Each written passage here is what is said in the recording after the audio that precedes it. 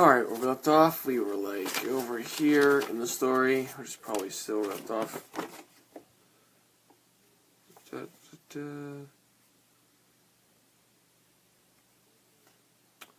I went downstairs, sat Jason. Jason hold the sign. Noah, can you show me some? No, what? Screw it. We're gonna read just the last story. I said I was gonna read the rest of this, but then not right now. I'm lazy, so instead I'm just going to read the Mega Ultra Extreme No Mercy Asylum. So I'm gonna invite a couple people here. Let's invite Uncle Ray, see if he wants to join or not, and invite my girlfriend. Let's get reading, shall we? Today happened like any other. I was at home with a family. Well, not really a family. One abusive uncle and a blind grandfather. Grandfather was the only nice family member I ever had. That was actually nice to me. There could be stories to tell, but I'm not here to tell with those stories. I'm here to talk about how I got where I am today. So I woke up at home. I was 23 years old, and I got out of bed. Made fresh pancakes with blueberries and coffee for Uncle Frederick. I was in the fridge for something. Uncle grandfather left some eggs and toast in the fridge for me. I ate the food I had and went to take a nap. I wake up when I heard someone call my name. I tried to run, but then I got knocked out by a man with a Russian accent, and woke up in a cell, which I decided to sleep in while it was nighttime. I woke when I heard a man banging on the door. He unlocked by using a crowbar. By the way, my name is Greg. I just want to let you know. Anyway, the guy with the crowbar grabbed my by the chest and started to say, "You're personally new here, so you will need an X card with my pocket knife on your arm to be free," but I couldn't. He was holding me down and tried to carve the letter.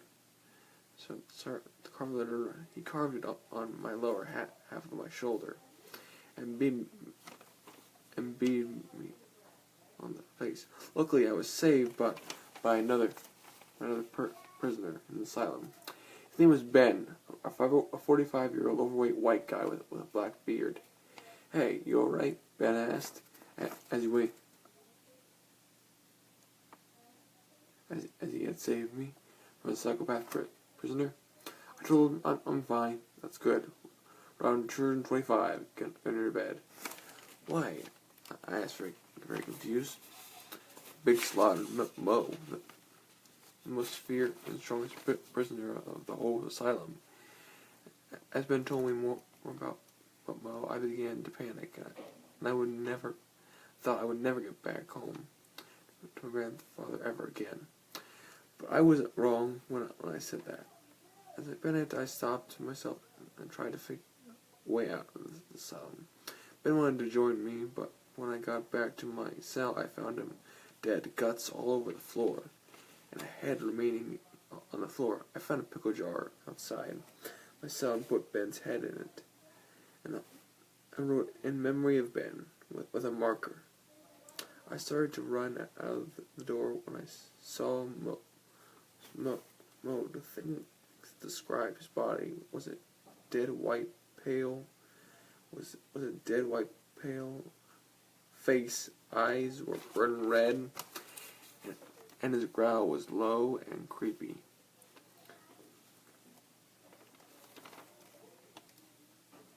I can't read this, hold on. I started to sweat as my face turned blue. I ran through the asylum and around a locker room. I hid one on the far left because I knew he would check on the far right. So he did, and left the locker room. I couldn't believe it. I get that an insane psychopath. That's a cannibal that feeds on prisoners with a thick skin, rips their whole face off, biting and pulling their cheek and the jaw in 1 minute. Giving that guy the slip? Pretty awesome.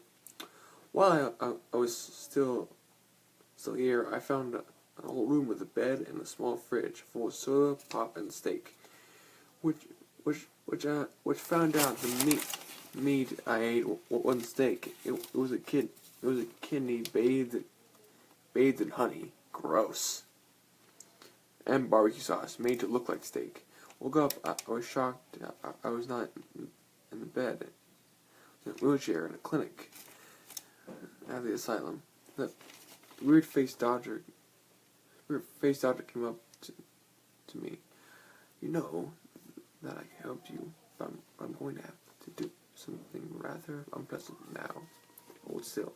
Doctor got a pair of a 7-foot long pair of scissors, and I can best describe how I felt the pain. I felt the pain I felt. I started to scream so hard and awful. The bastard, my own hand, and the bastard cut off my own hand and replaced it with a hook and threw me out the goddamn window. Holy crap!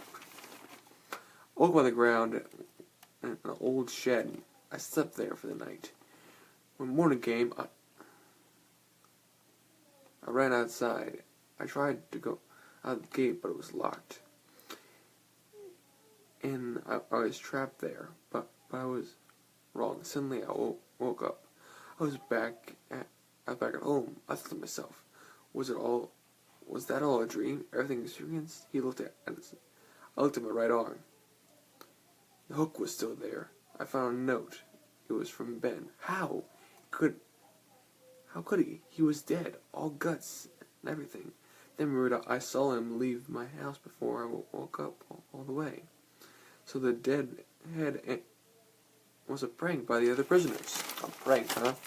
Here's a note. Dear Greg, I brought you home on your couch because I know you want a great life, and I found your address in your cell. That's dumb to put your address in the middle of the goddamn asylum. So that's how I found your home. Sincerely, Ben Crawford. Couldn't believe it. Ben helped me escape and brought me home. I was happy to be at home and to be with my grandfather. Also, my uncle finally got arrested for being a bad parent. And that's it.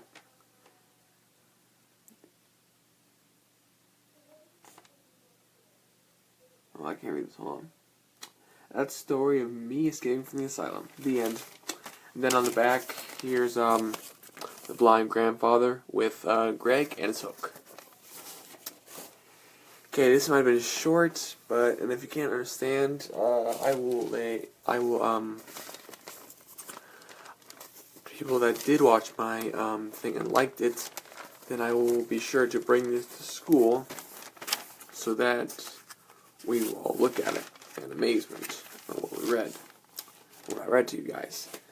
So like and comment below if you enjoyed it, and I'll see you at school, at the weekend, at another weekend, or whatever.